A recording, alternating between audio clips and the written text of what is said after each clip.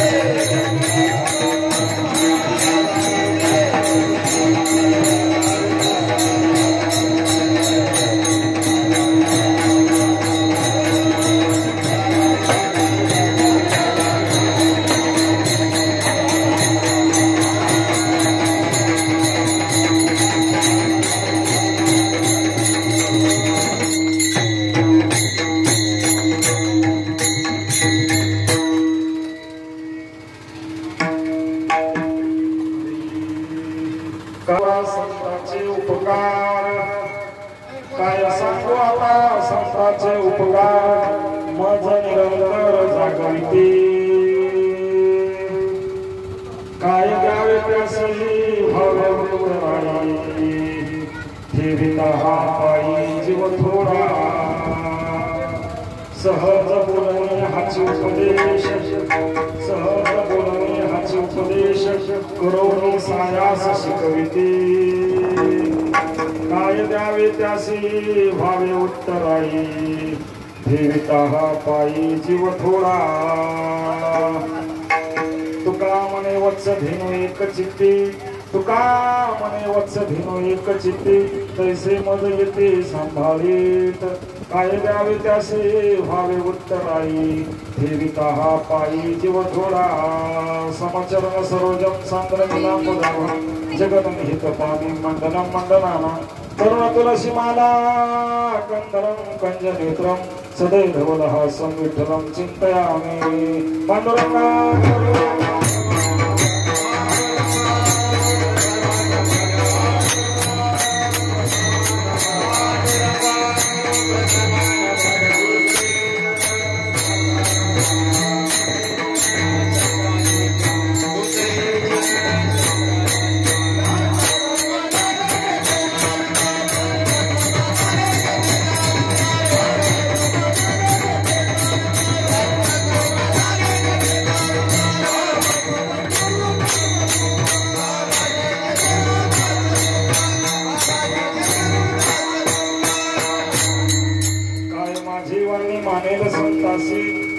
रंजवू चित्तासी अपोलिया यौंत प्रविश मम वाचमिमां प्रसुप्तां संजीवयत्य किल शक्तिधर सुधाम्नाम् अन्योश्च हस्तचरण सुरनत्वगादिं प्राणां नमो भगवते पुरुषाय तुभ्यं नमो सद्गुरु तुकया ज्ञानदीपा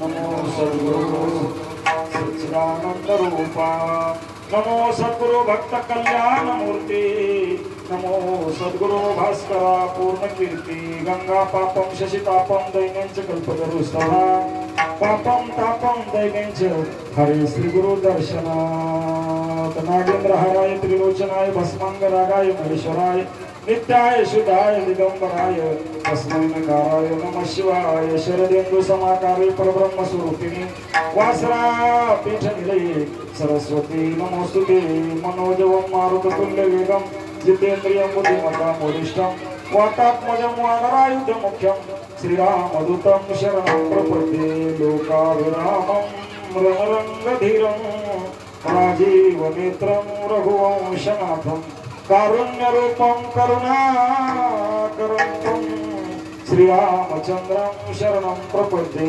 मस्तकहे पाया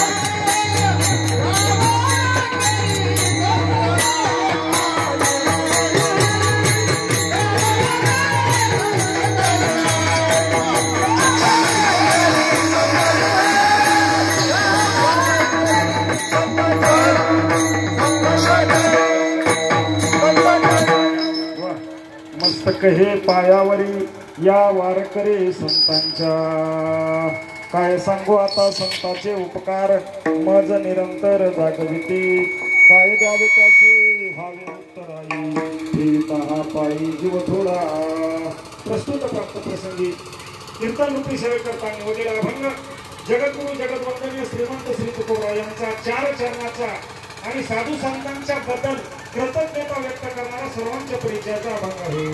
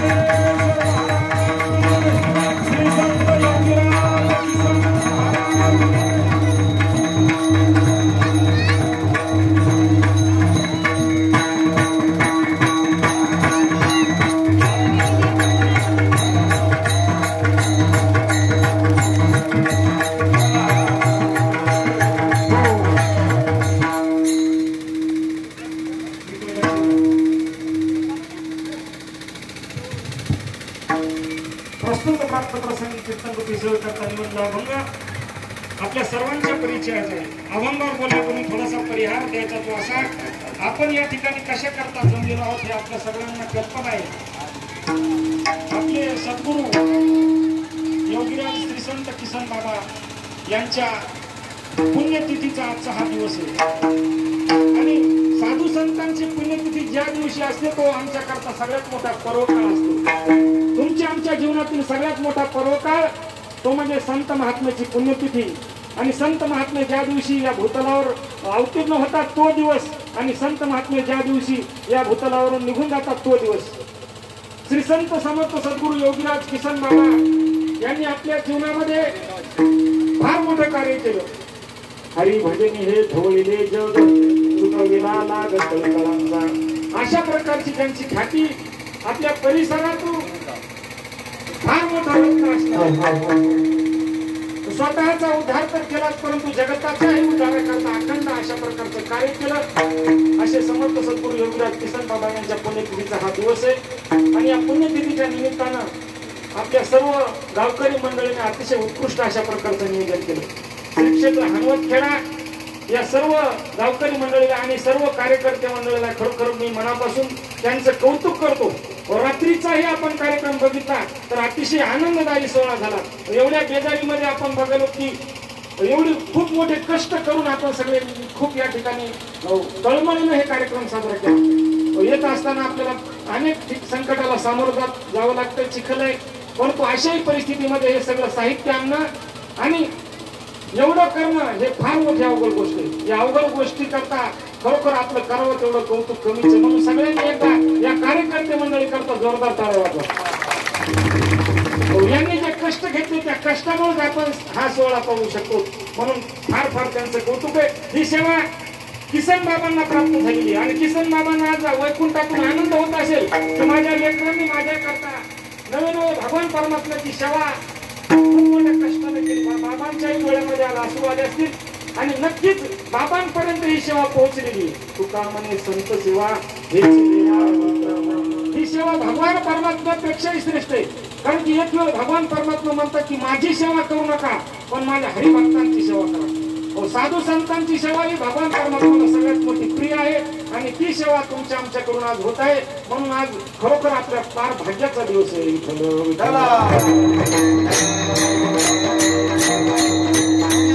पवित्र दिवशी माझ्या वाट्याला ही बाबांची सेवा आलेली. माझंही पुण्यच आहे, माझ्याही खरोखर भाग्याला सीमाच नाही. आणि या कार्यक्रमाकरता उपस्थित सगळे श्रोते मंडळी माझ्यापेक्षा आपण वयानही आणि उपस्थित सर्व गायनाचारी मंडळी एक एकावनी बळेले हरिभक्तपरायण वैजनाथ महाराज थोडके, हरिभक्तपरायण विठ्ठल महाराज खंडारे, आपल्याच गावातील हरिभक्तपरायण जनार्दन महाराज आहेत, हरिभक्तपरायण समाधान महाराज आहेत, हरिभक्तपरायण आता सगळेच आपल्या गावातील रत्न आहेत. बाहेर गावून आलेली मर्दंगाचार्य हरिभक्तपरायण धानोऱ्याचे विठ्ठल महाराजाचे सुपुत्र आहेत आणि सगळ्याच मंडळी आणि माईक सिस्टीम खास करून रात्रीही खूप एक नंबर माईक सिस्टीम यांच्याकरता एकदा जोरदार टाळ्या वाजवा. जोरदार रात्री तेल संपलं नाही तर 4च वाजत होते. सगळ्याच्याच मनात आलं होतं आता आवडतं घ्या पण बाबालाही वाटलं असं ना तर याची बेजारी होण्यापेक्षा म्हणून जे संकेत होता तो बाबाचाच होता. खूप सुंदर रात्री रंगदेवता तयार झाली. नाचू कीर्तनाची रंगी. नाहीतर महाराज एवढ्या उभ्या बाजारात का काही होऊ शकते का? नाहीतर रात्रीचा जर रंग बघितला असेल आपण तर खरोखर रंगदेवता काय म्हणावं याला तोड नाही महाराज. नाहीतर बऱ्याच ठिकाणी मंदिरात पुन्हा असं भजन होत नाही. पण ही जागा साधू संतांचे चरण रज या जागेत लागलेली. संत चरण रज लागता सहज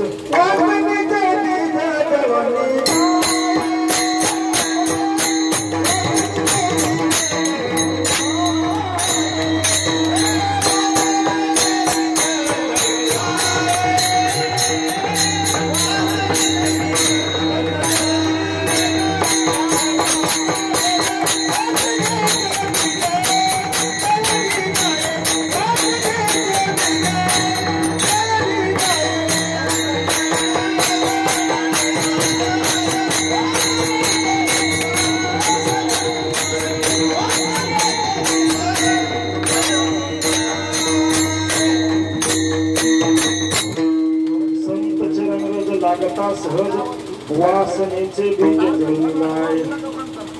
आपल्या अंतःकरणातील वासना जळून जाण्याची ताकद या संत चरणाच्या रथामध्ये. आणि या भूमीवर बाबांचे चरणरथ लागलेले. कधी काळी बाबांनी या भूमीवर तप केलेले, बाबा इथं चाललेले असतील आणि त्यांच्या चरणरथाची ही ताकद आहे. महाराज म्हणतात चरणीचे रोज वंदीशूळ पाणी नाचती कीर्तनी मागे मागे. अरे त्या साधू संतांच्या चरणरथाचं सामर्थ्य एवढं की भगवान शंकर परमात्मा सुद्धा आपल्या कपाळाला धारण करतात. ते चरणरथ आपल्याला लाभायले तर हे खरोखर आपलं भाग्य. म्हणून ही तपोभूमी आहे, इथं बाबांच्या चरणरथाचा स्पर्श झालेला आहे. म्हणून आपण सगळेजण भाग्यवान आहोत.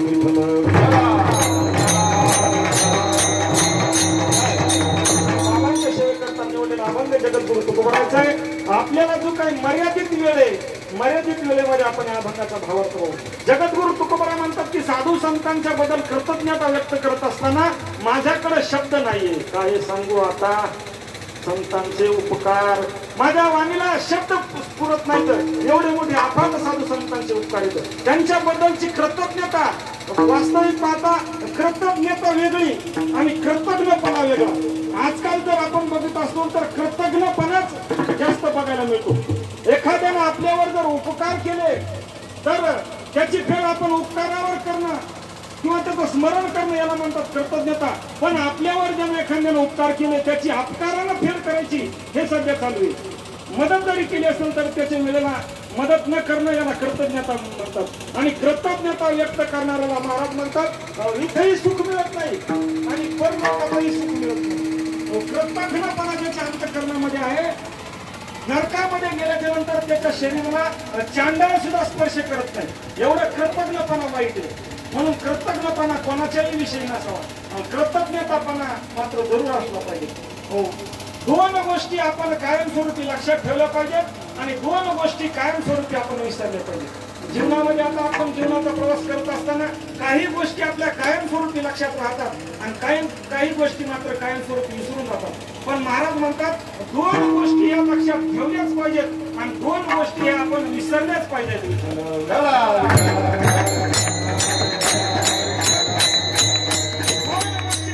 कायमस्वरूपी लक्षात ठेवायच्या. पहिली गोष्ट आहे आपलं मरण, हे आपण कायमस्वरूपी लक्षात ठेवलं पाहिजे. आपण एक दिवस जाणार आहोत, ही गोष्ट मात्र आपण कायमस्वरूपी लक्षात ठेवली पाहिजे. दुसरी कोणती गोष्ट आहे महाराज म्हणतात की लक्षात ठेवली पाहिजे, ती म्हणजे एखाद्याने आपल्यावर केलेले जे उपकार आहेत ते उपकार मात्र आपण जन्मभर कधीच विसरले नाही पाहिजे. एखाद्याने आपल्यावर केलेले उपकार हे कधीच विसरायचे नाही आणि आपलं मरण हे कधीच विसरायचं नाही. आणि दोन गोष्टी मात्र कायमस्वरूपी विसरल्या पाहिजेत. कोणत्या? एखाद्यानं आपल्याला केलेला जो अपमान आहे तो आपण विसरून गेलो पाहिजे.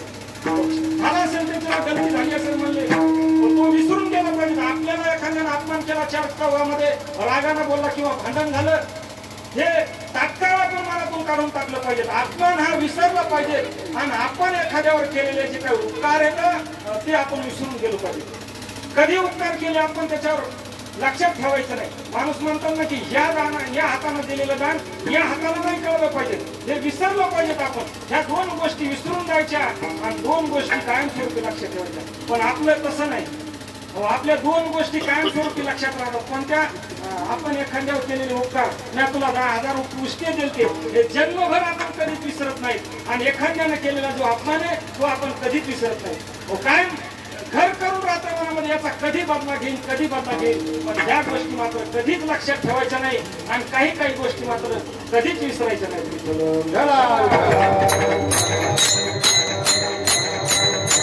साधू संतांनी आपल्यावर जे उपकार केले तर ते कधीच विसरायचे नाही. अशा प्रकारे संत महात्म्याचं महात्म्य ज्ञानोबा म्हणतात आपली हरवलेली वस्तू जर आपल्याला प्राप्त करून घ्यायची असेल तर साधू संतांकडे कैसे हापले आपण ते पावे, तै संता ते पाहता दिवसावे, मनोनी वानावे ऐकावे त्याची सदा. ज्ञानोबा म्हणतात आपली हरवलेली वस्तू आपल्याला जर प्राप्त करून घ्यायची असेल तर 3 क्रिया सांगितल्या ज्ञानोबाने. कोणती? पहिली क्रिया सांगितली वानावे, त्यांच्या गुणांचं वर्णन करा. महाराज आम्हाला त्यांचं गुण वर्णन करता येणार नाही, त्यांचे गुण आघात येतं, आमची वाणी तिथपर्यंत पोहोचू शकणार नाही. मग एक काम करा, ऐकावे. तुम्हाला जमणार नाही ना वर्णन करायचं, मग त्यांचं गुणगान ज्या ठिकाणी वर्णन करणं चालू आहे त्या ठिकाणी जा, त्यांचं नामस्मरण तरी कानावर ऐका. नाही जमलं तर एक काम करा, म्हणजे तेही जमत नसेल तर त्यांचं दर्शन तरी घ्या. तरी संता ते पाहता, एक काम करा म्हणजे त्यांचं दर्शन घ्या, त्यांचं गुणगान वर्णन करा, आणि तिसरी गोष्ट म्हणजे त्यांचं गुणगान ऐका. या 3 गोष्टी साधू संतांच्या बद्दल ज्ञानोबाराने सांगितल्या. आपली हरवलेली वस्तू आपल्याला कळण्याकरता आता नेमकी भानगड ही झाली. आपले 4 हरपले का 8 हरपले हेच कळायला मिळालं. आपण हरवलेली वस्तू आपली संसारामध्ये शोधायचा प्रयत्न करायलो. आज सुख मिळेल, उद्या सुख मिळेल, परवा सुख मिळेल, सोयाबीनला चांगला भाव झाला मिळेल. 3 वर्ष झाले सोयाबीनचा वास आलाय, पण त्या भाव आल्याच्या नंतर सुख मिळेल. आपली हरवलेली वस्तू आपल्याला संसारामध्ये कधी सापडणार नाही. महाराज म्हणतात एखाद्या बाईची सुई हरपावी घरामध्ये आणि तिने शोधण्याचा प्रयत्न करावा दारामध्ये, कधी मिळेल नसणार आहे. तसंच ज्ञानोबा म्हणतात गोपी गोपी सुखाची कहाणी ऐकी जेल कवनाचे श्रवणी, तैसे सुख निद्रा अंतरुणी इंगळाच्या. अरे इंगळाच्या शेतीवर कुठं सुख प्राप्त होत असते का? तसं संसारामध्ये तुम्हाला सुख प्राप्त होणार नाही. सुख जर पाहायचं असेल तर संतांच्या चरणी सुख या संत समाज.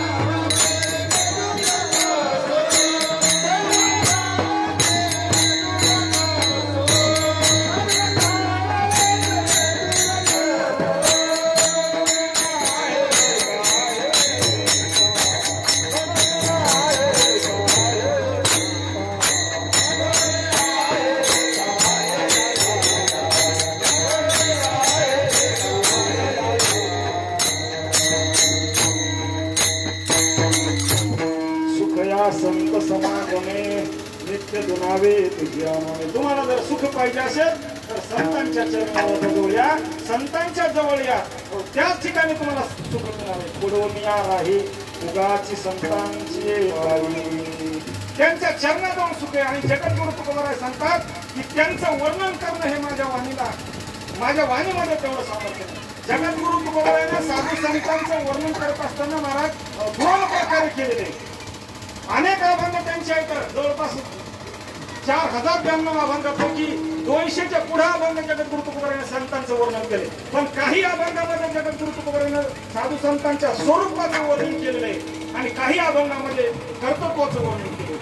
स्वरूपाचं वर्णन हे तुम्हाला आम्हाला न कळण्या इतकं, आपल्याला ते स्वरूप त्यांचं कळत नाही महाराज. एवढं आघात अशा प्रकारचं स्वरूप आहे त्यांचं. जय जय ओ शुभे उदारे प्रसिद्धे अनावृत आनंदे वर्षती.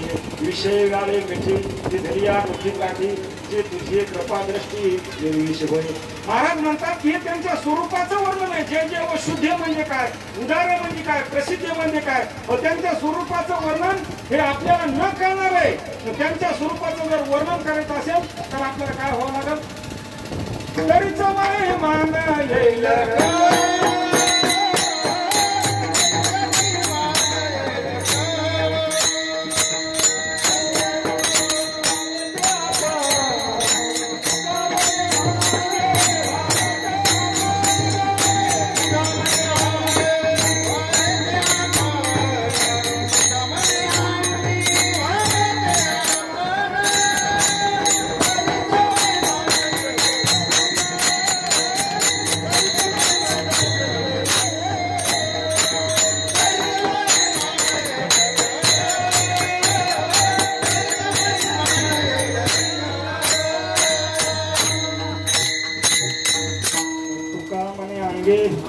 भाविते आपण श्री संत किसन महाराजांचा जर महिमा कळून घ्यायचा असेल तर आपल्याला किसन महाराजच व्हावं लागेल, तरीच महिमा नेहमी कळू. पण त्यांच्या स्वरूपाचा महिमा तुमच्या आमच्या न कळण्याच्या पलीकडे.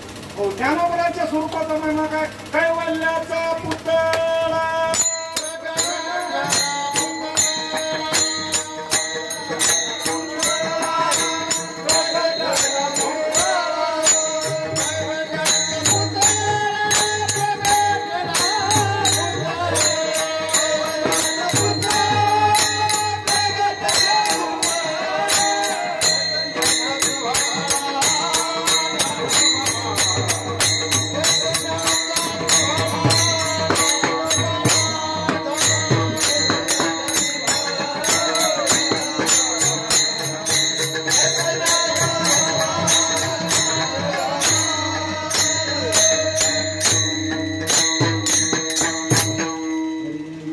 कौशल्याचा पुतळा प्रगटला पुतळा चैतन्याचा ज्वाळा ज्ञानोबा माझा.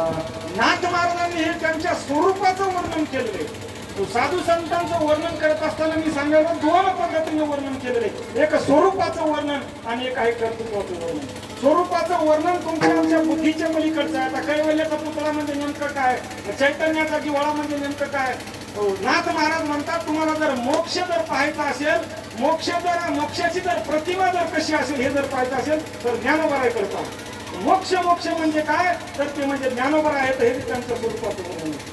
त्यांच्या कर्तृत्वाचंही वर्णन नाथ महाराजांनी केलं. चांगली जडभिंती हरली चांगल्याची भारती मोक्ष मार्गीचा सांगते ज्ञानोबा माझा. स्वरूपाचं वर्णन हे न करणारं वर्णन आहे.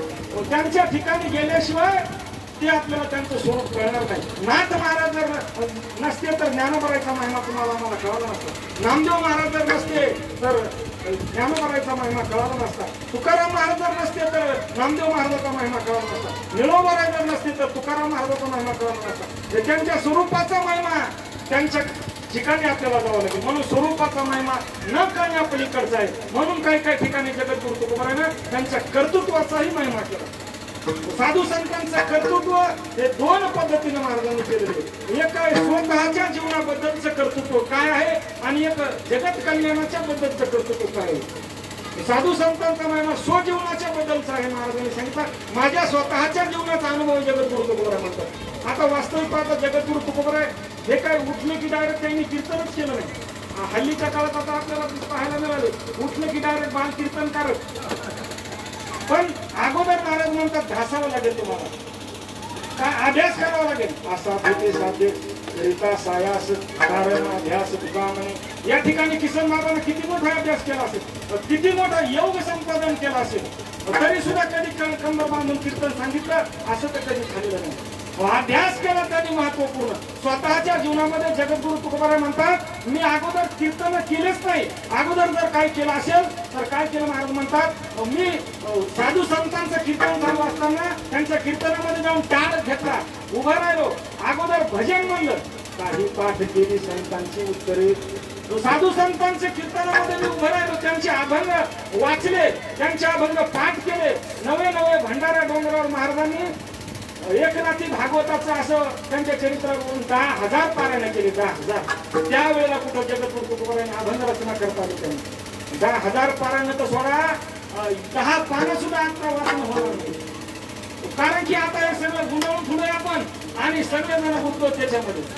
मोबाईल मध्ये सगळेजण बिजी येतात, जेवता उठता बैसता सर्व कार्य करिता आणि बोला नाही मोबाईल बोला.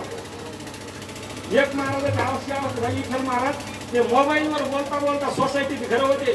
सोसायटीत घर असल्यामुळे मोबाईलवर बोलता बोलता डायरेक्ट दुसऱ्याच्याच घरात शिरलो. त्याला मिळत नाही कोणाच्या घरात शिरलो तर. बरं आता ते तसं तर ते पुढची बाई तशीच होती.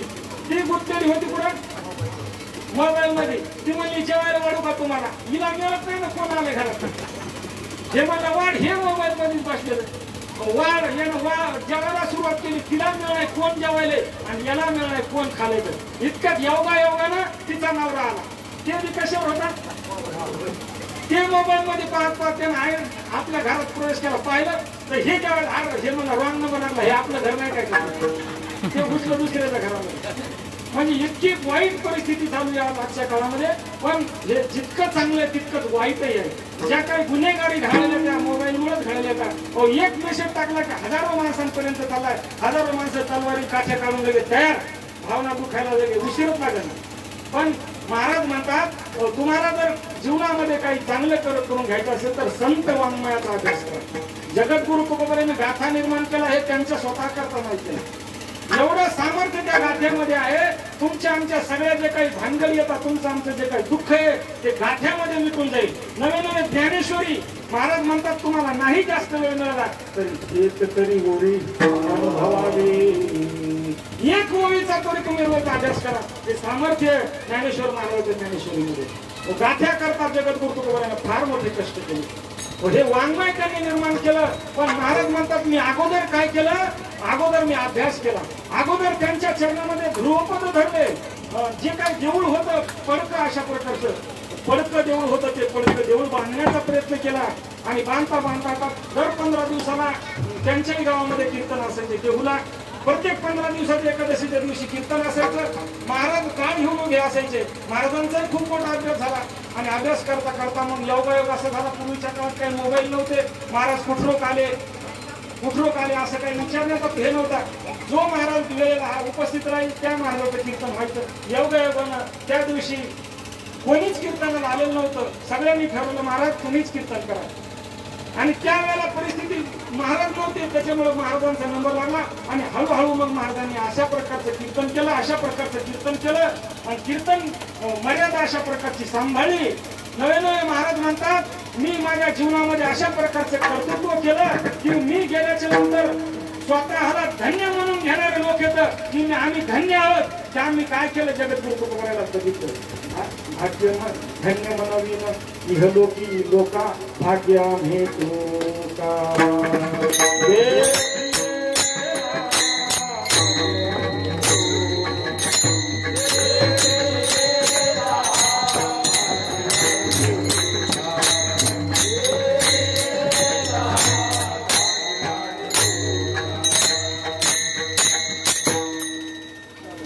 टायमाचं निदान झालं तुमच्या लक्षात आलं धन्य म्हणवीन स्वतःला धन्य म्हणवीन जो कोणी म्हणेल माझं दर्शन घेतलं भाग्य आहोत आम्ही आता ज्यांनी बाबांचं दर्शन घेतलं ते खरोखर भाग्यवानच ना त्या काळामध्ये ज्यांना संत किसन महाराजांचं दर्शन घडलं ते धन्यच आहेत ते धन्य म्हणवीन हे लोक आमच्या गावातले बरेच जण आहेत आजूबाजूच्या सगळ्या परिसरात ते खूप मोठे आहेत त्यांनी बाबांचं दर्शन घेतलं ते भाग्यवान आहेत अशा प्रकारचं कर्तृत्व जगद्गुरु तुकोबाराय म्हणतात मी माझ्या स्वतःच्या जीवनामध्ये केलं दोन पद्धतीने कर्तृत्वाचं वर्णन करत महाराज एक स्वतःच्या जीवनाबद्दलची कर्तृत्व होता आणि एक जगत कल्याणाच्या बद्दलची कर्तृत्व होता जगताचं कल्याण करत असताना संत महात्मे काय करतात आपला देह वेचत महाराज म्हणतात देह कष्ट होतात की आला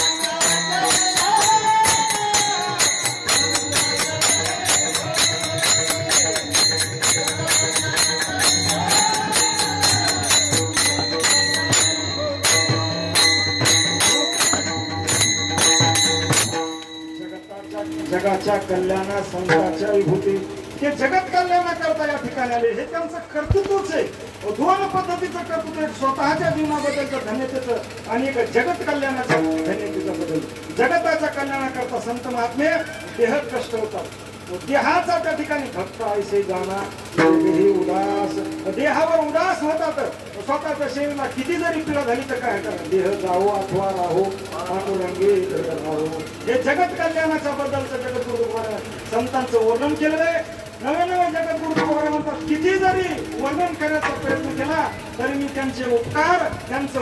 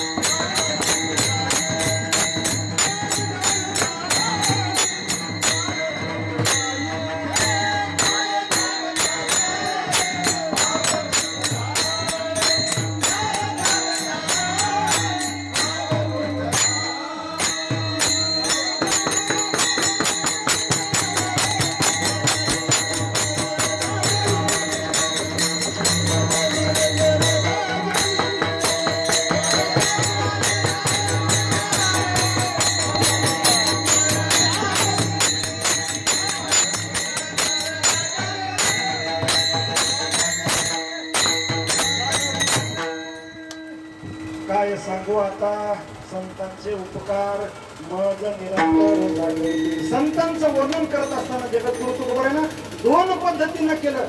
एक आहे स्वरूपाचं वर्णन आणि एक आहे कर्तृत्वाचं वर्णन. कर्तृत्वाचं वर्णन करत असताना दोन पद्धतीनं केलं. एक स्वतःच्या जीवनाबद्दलची धन्यता आणि एक आहे जगत कल्याणाच्या बद्दलची कर्तृत्वता. अशा प्रकारे आणि आम्ही आमच्यावर अशा प्रकारचे उपकार केले संतांनी की त्यांचं वर्णन आम्ही कधीच करू शकत नाही.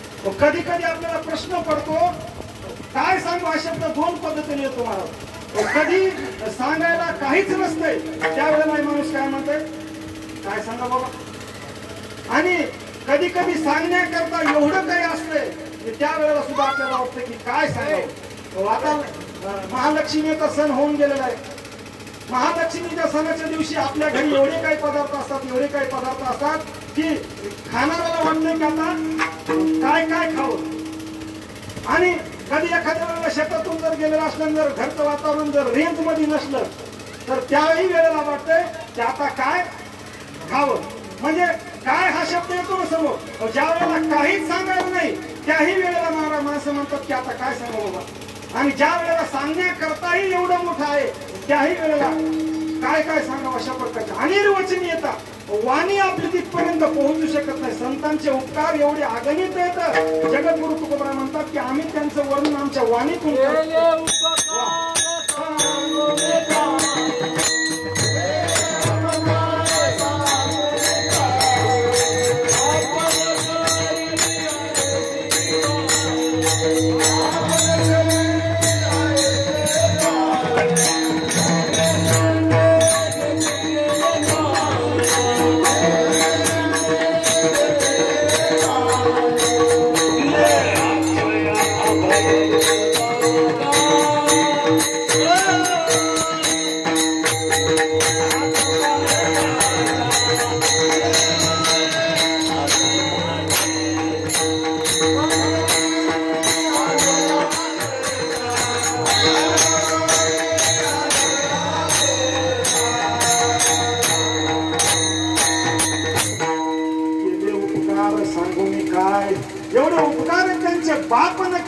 माय एवढे उपकार आहेत ते शब्दामध्ये सांगता येणार. ज्या स्थितीवर जगद्गुरु तुकोबाराय म्हणतात की आम्हाला संतांनी नेऊन ठेवलं त्या स्थितीवरून त्यांचे उपकार सांगणं शक्य नाही. काय सांगावं त्यांचे उपकार. ते उपकार म्हणजे वाणीनं वर्णन करता येणारे आहेत. वाणी ही वाणीच्या पलीकडचे त्यांचे उपकार आहेत. परा पश्यंती मध्यमा आणि वैखरी याच्या पलीकडे जाऊन त्यांनी आमच्यावर उपकार केले. म्हणून जगद्गुरु तुकोबाराय म्हणतात काय वाणू आता पुढे ही वाणी मस्तक चरणी ठेवीत असे. त्यांची वर्णन करत असताना आमची वाणी पुरत नाही महाराज. म्हणून काय केलं आम्ही त्यांच्या चरणावरती माथा ठेवला. ज्ञानोबरायांनी आपल्या सद्गुरूंचं वर्णन करत असताना फार मोठ्या ओळख तयार केल्या. महाराज म्हणतात त्या संतांचं वर्णन आम्ही काय करावं. देवता कल्पतरोवरी फलोरा काय सेनू पाहून वृक्षीर सागरा ऐसा कवने वासुका पुरास वासुदेव चंदना ते कायसे चर्चावे अमृता ते केवते रांधावे गगनावर भोवावे घडे केली तैसे श्री गुरूंचे महिमान आकळीचे की असे साधन हे जाणून ज्ञान मन निवांत केले. ज्ञानोबाई म्हणतात की अशा स्थितीमध्ये आपण काय करायचं. आपलं मस्तक त्यांच्या चरणावर ठेवायचं बस. याच्या पलीकडे काहीच आता त्यांच्या ठिकाणी म्हणजे बाकी शब्दच पुरत नाहीत. आपण एकच काम करा म्हणजे काय करा. का 15.5 रजतवणी स्तुतीची बोलणी उभयाची माता ठेवच्या चरणी ह्याची बोले. आता त्यांचं वर्णन जर तिथं करता येणं शक्य नाही तिथं आपण मस्तक चरणी ठेवीत असे. आता ही वाणी पुरू शकत नाही. म्हणून जगद्गुरु तुकोबाराय म्हणतात काय सांगू. त्यांचे उपकार एवढे आगणित येतात आमची वाणी त्या ठिकाणी. आणि आम्हाला अशा स्थितीमध्ये त्यांनी नेऊन ठेवले. आम्हाला ब्रह्मज्ञान त्यांनी प्राप्त करून ठेवले. आणि ज्या ठिकाणी आम्हाला ब्रह्मज्ञान एकदा संतांच्या माध्यमातून आपल्याला प्राप्त झालं महाराज म्हणतात तिथं आम्हाला बोलायला काही उरत नाही. बोलण्याची काही आणि आता देवावी नाही. म्हणून त्यांच्याबद्दलची जगद्गुरु तुकोबाराय कृतज्ञता व्यक्त करत असताना आमच्याकरता काय केलं त्यांनी.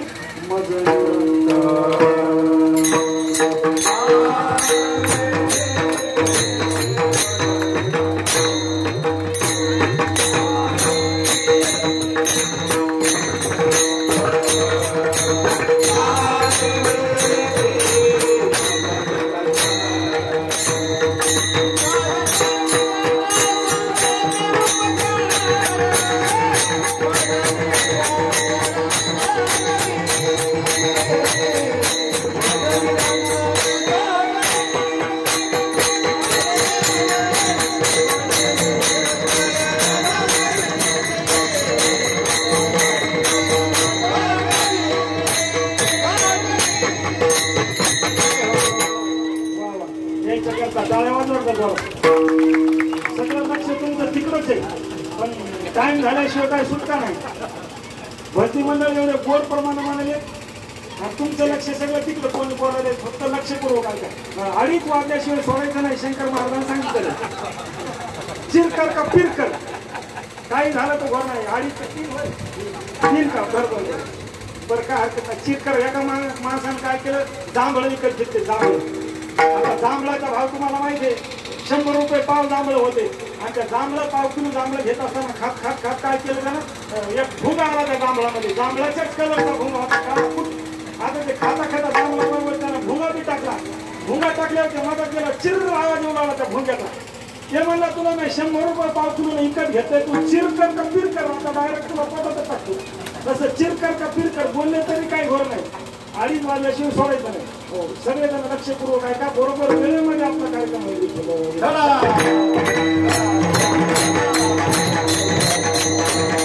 निरंतर जागवण्याचं काम संत महात्म्याने तुम्हाला आम्हाला केलं.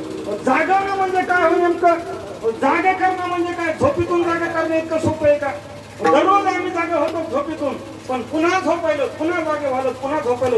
महाराज म्हणतात झोपीतून जागा करणं नाही तर अज्ञान निद्रेतून जागा केलंय संतांनी.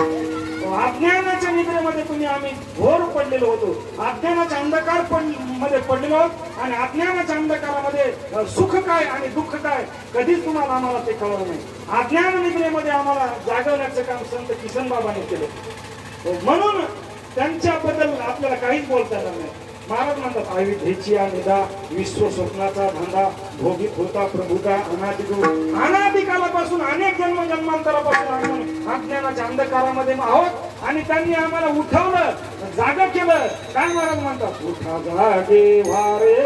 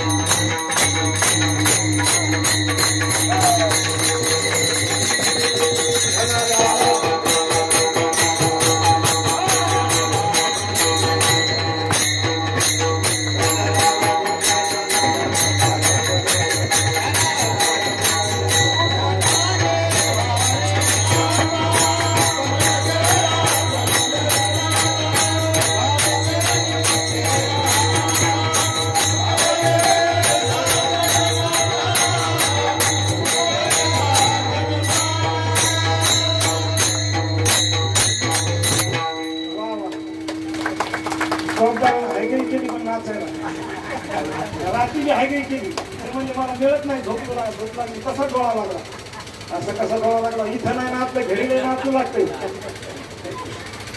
उठा जागी व्हावे आता जागा केलं कोणतं हो अज्ञान निद्रेतून जागा केलं तुम्हाला आम्हाला साधू संतांनी निरंतर अशा प्रकारे जागा करण्याचं काम जर कोणी केलं असेल तर ते संत महात्म्यांनी केलं निरंतर जागविते आणि अशा जागवणाऱ्या संतांच्या बद्दल आम्ही त्यांना काय द्यावं, काय म्हणताचे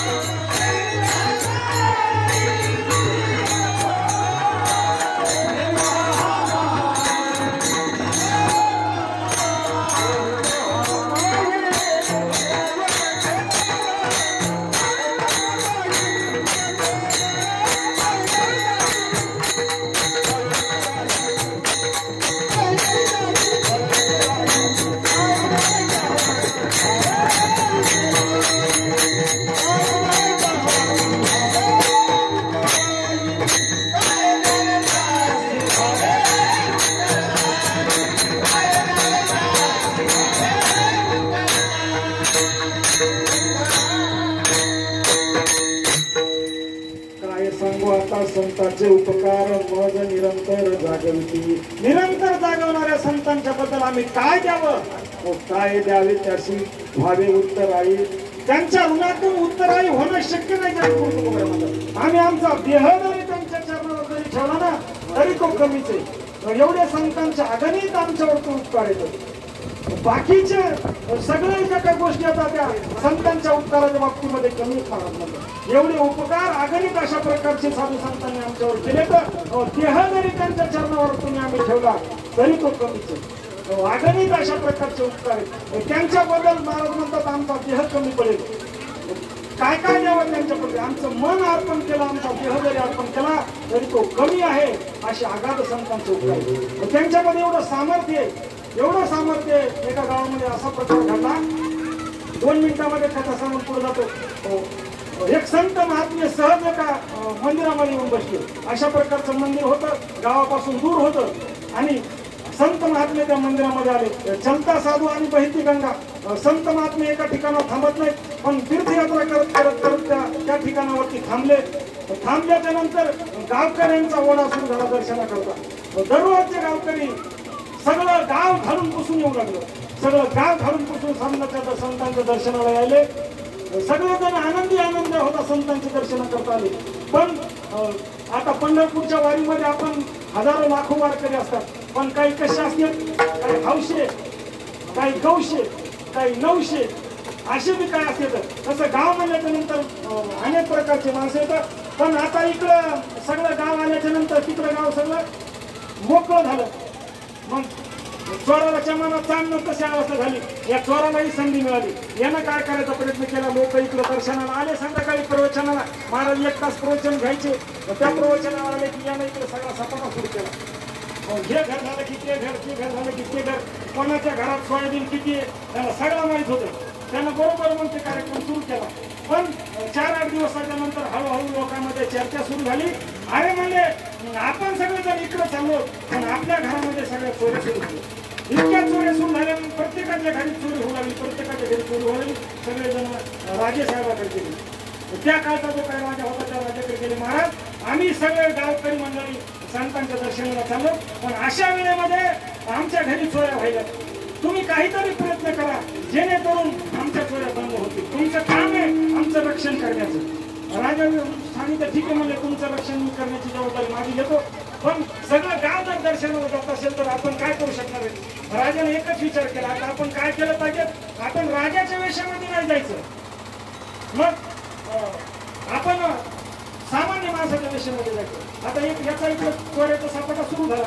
दररोज चोऱ्या कोणाला घरी मान राखवून आणणारा बायकोनं ओळखलं, कारण की ती लक्ष्मी होती. तिनं विचारलं महाराज सगळेजण गाव संतांच्या दर्शनात चालले आणि तुम्ही काय करायला असं. जेणेकरून तुम्हाला पाप भोगावं लागेल. ते मला बाकीच्या 12 भांडे सोडून देतील. आजपासून कोणाचं सोयाबीन बी काढायचं नाही, कोणाची तर रोजाने जायचं नाही. तुझ्या करता माझ्या करता पुरेल एवढी धनसंपत्ती गोळा केली. ती म्हणजे सगळ्या काही गोष्टी करायच्या. पण अहो ते संत महात्मे आता उद्या जाणार आहेत आणि ते गेल्याच्या नंतर तुम्ही पुन्हा कधी तुमच्या जीवनात येऊन घडेल. एवढं जे काही पाप केलं कधी कधी तरी प्रायश्चित्त करता. मग काय करू म्हणला फक्त एकदा जाऊन तुम्ही त्यांचे पाय धरा, फक्त एकदा पाय धरा.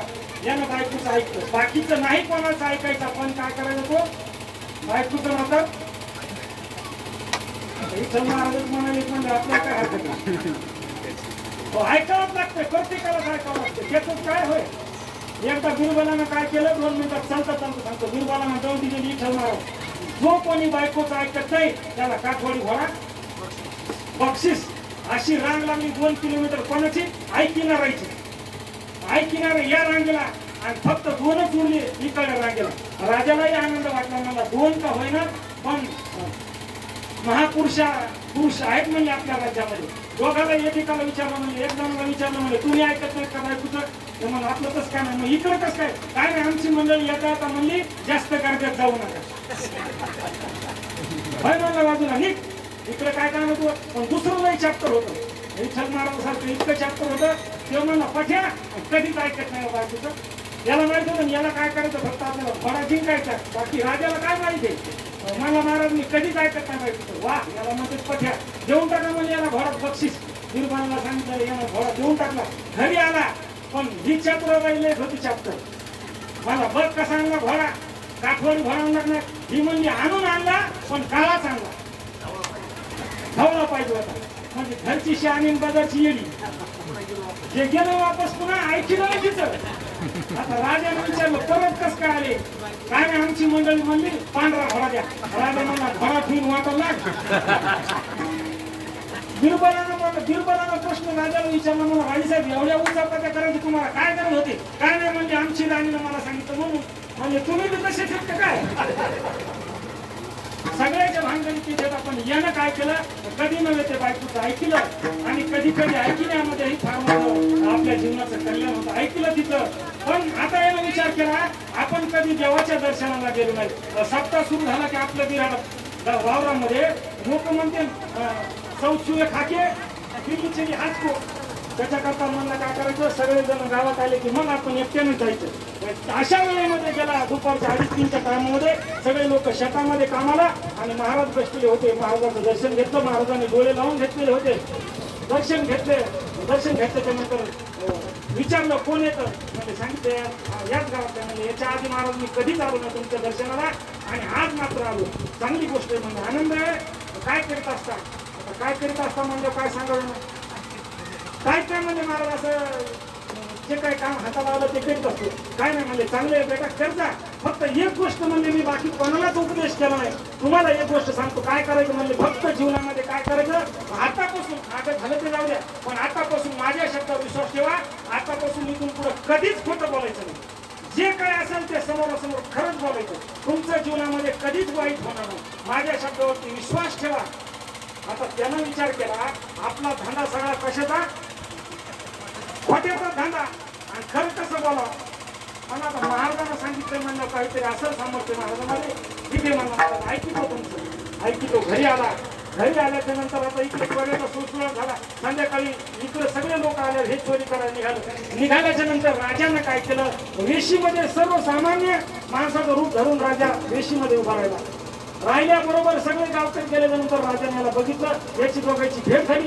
भेट झाल्यानंतर राजाने विचारलं कुठं निघाले. याला काय विचारलं कुठं निघाले. आता यानं काय सांगावं काय सांगावं यानं. आता महाराजांनी याला काय सांगितलं होतं खरं बोलायचं. आता पहिलीच गोष्ट म्हणून आता जर खरं बोललो तर काय झाले आपण पकडले जाऊ. आता सांगताही येईना आणि महाराजांना तर सांगितलंय खरं बोलायचं. आता काय करा म्हणलं पहिलीच वेळ आहे महाराजांना सांगितल्यापासून पहिल्याच वेळ म्हणले महाराजांच्या शब्दावर विश्वास ठेवू काय होईल ते पाहून घेऊ. यानं सांगितलं काय नाही म्हणजे चोऱ्या करायला म्हणून. आता राजाला याला पकडायचं होतं.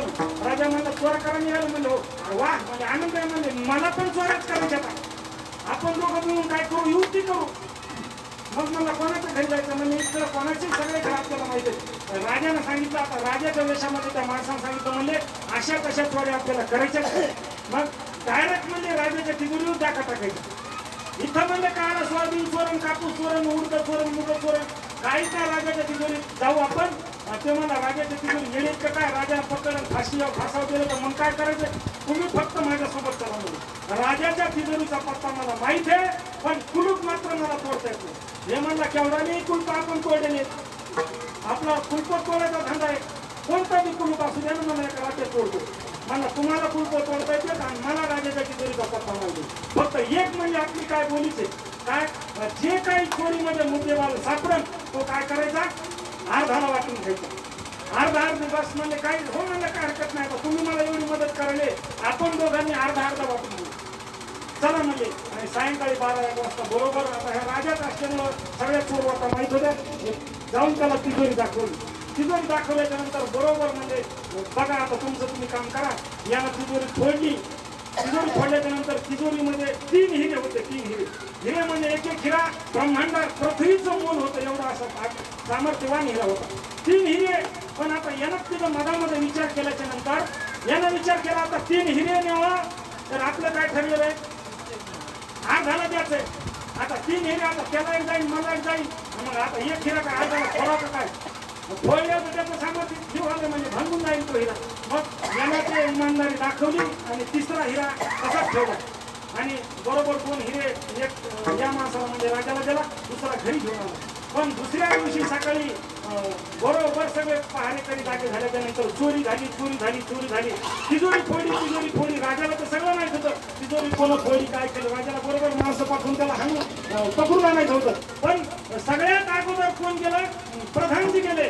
प्रधानजी गेल्याच्या नंतर तिजोरी उघडली. पंचनामा करता करता तिजोरी उघडली. प्रधानजीने विचार केला म्हणजे काय मूर्ख चोर आहे, न्याचं तर सगळं हिरे घेऊन जावा ना. प्रधानजीने काय केलं, ते हिरा खिशात ठेवून दिला. आणि काय केलं, चोरी झाली. पण काय केलं, आपलं 3ही हिरे या चोराच्या नावावर टाकून दिले. बरोबर दरबार भरला. राजेसाहेब म्हणले का किती नुकसान झालं, आपल्या तिजोरीतील 3 हिरे गेले. 3 हिरे. राजाने विचार केला, या पहादारानं म्हणलं आपल्याला एकच हिरा दिला. आपलं काय ठरलं होतं, अर्ध्याला वाटण्या. यानं 3 हिरे नेले म्हणजे आपल्याला तर दुसरा हिरा दाखवलंच नाही. ठीक आहे म्हणले, काय हरकत नाही, बघता आहे. पाठवले माणसं आणि त्याला घेऊन या म्हणजे, जा फलाना चोरे. बरोबर पकडलं.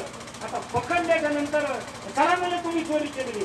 पकडल्याच्या नंतर याला विचार केला, आता आपल्याला फासाला जावं लागतं. म्हणजे फासाला जावं लागतंय, पण कशामुळे जावं लागतं याचा शोध घेतला पाहिजे आपण. काल आपण आपल्या बायकोचं ऐकलं आणि महाराजाच्या पाया पडायला गेलो. पहिली चूक झाली. दुसरी चूक झाली, महाराजांना सांगितलं तुम्ही खरं बोला आणि ती आपण ऐकून बसतो. या माणसाला खरं बोललं आणि आज आपण इथं या ठिकाणी आपली अवस्था प्राप्त. आजपासून म्हणजे कोणाच माणसाच्या जीवावर विश्वास ठेवायचा नाही.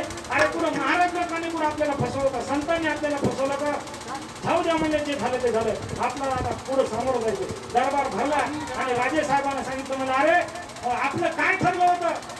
त्यानं सांगितलं म्हणजे महाराज आपलं ठरलं होतं जी काही चोरी झाली ती अर्ध्याला वाटण्या करायची. पण अर्ध्याला वाटण्या करायचे, पण तो चोरले किती, 3 हिरे चोरले. राजे साहेबांना सांगितलं तुम्ही 3 हिरे चोरले, मला तर फक्त एकच हिरा दिला. ते म्हणला राजे साहेब मी फक्त इमानदारीद्वारे माझं ठरलेलं आहे, कधी खोटं बोलायचं नाही. संतांच्या शब्दावरती माझा विश्वास आहे आणि मी 2च हिरे चोरले होते. मग तिसरा हिरा गेला कुठं, यानं सांगितलं म्हणजे सगळ्यात अगोदर पंचनामा करायला कोण गेलं होतं, म्हणजे प्रधानजी. बोला म्हणजे प्रधानजीला समोर याच्या समोर उभं केलं. प्रधानजीच्या खिशे तपासा म्हणजे अगोदर. प्रधानजीच्या जवळ जर नाही हिरा निघला तर मी जे सांगेल ती शिक्षा भोगायला तयार आहे. ज्या वेळेला प्रधानजीला तपासून पाहिलं त्यावेळेला प्रधानजीच्या खिशामध्ये एक हिरा निघाला. त्यावेळेला राजाला खरा चोर कोण आहे ते कळालं. राजा म्हणला प्रधानजी तुमच्या 3 पिढ्यापासून माझ्या घरची तुम्ही नोकरी करता, सगळ्या प्रजेचा तुम्हाला पगार आहे, प्रजेच्या टॅक्सीमधून तुम्ही पगार खाता आणि 3 पिढ्यापासून तुम्ही अगणित अशा प्रकारची संपत्ती कमवली, पण तुम्ही सगळ्यात मोठे चोर आहात. आतापर्यंत तुम्ही किती चोऱ्या केल्या असतील, आज मला या माणसामुळे खरा चोर पकडला आणि याला सांगितलं, सगळ्यांना सांगितलं म्हणजे आजपासून काय करा, प्रधानजीला काल कोठडीचं शिक्षा देऊन टाका. पण हा जो चोर आहे तो खरा आहे म्हणजे हा चोर नाही, याला काय करा प्रधानजीच्या जागेवरती नेमणूक करायची. त्यावेळेला या चोराला कळलं की आपण फक्त काय केलं, जीवनामध्ये एकदाच संतांच्या शब्दावरती विश्वास ठेवला, आज आपण चोराचे डायरेक्ट प्रधानजी झालो. हे सामर्थ्य संतांच्या शब्दामध्ये. आणि जीवनभर जर संतांचे शब्द ऐकले तर आपल्या जीवनात किती बदल होईल. म्हणून सहज अशा प्रकारचं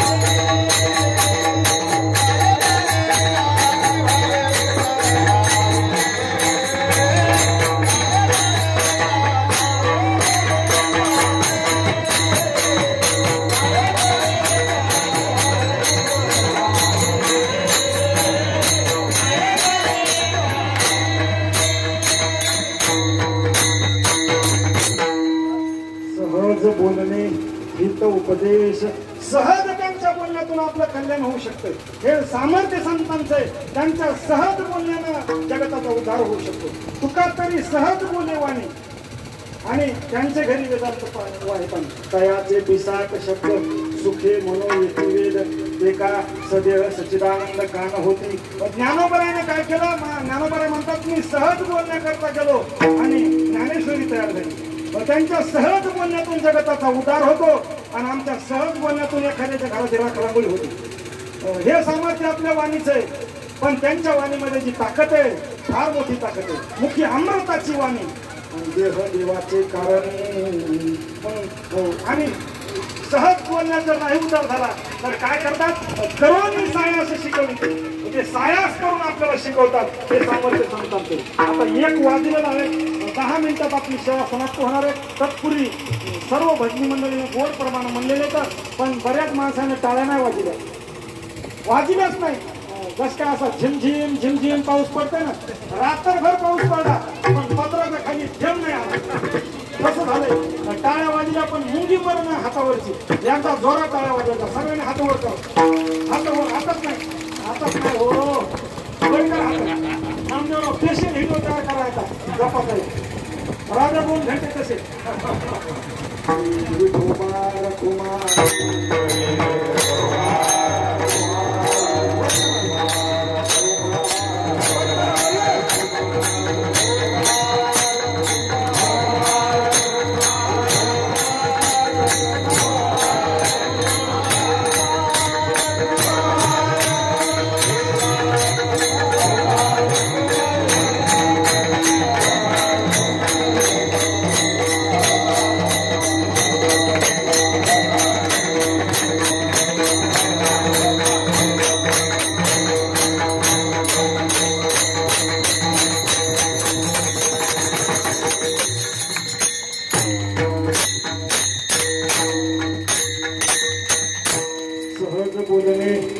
उपदेश करोनी सायास शिकविते. जगद्गुरु तुकोबराय म्हणतात की संत महात्मे आपल्याला वेगवेगळ्या पद्धतीने शिकवतात. 3 क्रियापद या भागामध्ये महाराजांनी वापरले. पहिल्या चरणामध्ये महाराज म्हणतात जागविती, तिसऱ्या चरणामध्ये महाराज म्हणतात शिकविती आणि चौथ्या चरणात सांभाळती.